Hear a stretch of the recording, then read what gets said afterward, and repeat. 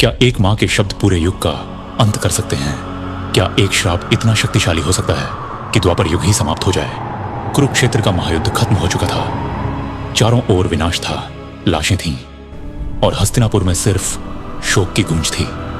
कौरवों का वंश मिट चुका था। उसी शोक के बीच खड़ी थी गांधारी, एक मां जिसने अपने 100 पुत्रों को युद्ध में खो दिया था।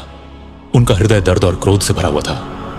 जब उन्होंने श्री कृष्ण को देखा तो उनके मन में एक ही प्रश्न था, यदि कृष्ण चाहते तो क्या यह युद्ध रुक नहीं सकता था?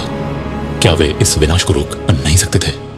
दुख और आक्रोश में डूबी गांधारी ने कृष्ण को श्राप दे दिया, जैसे मेरा वंश नष्ट हुआ है वैसे ही तुम्हारा यदुवंश भी नष्ट होगा।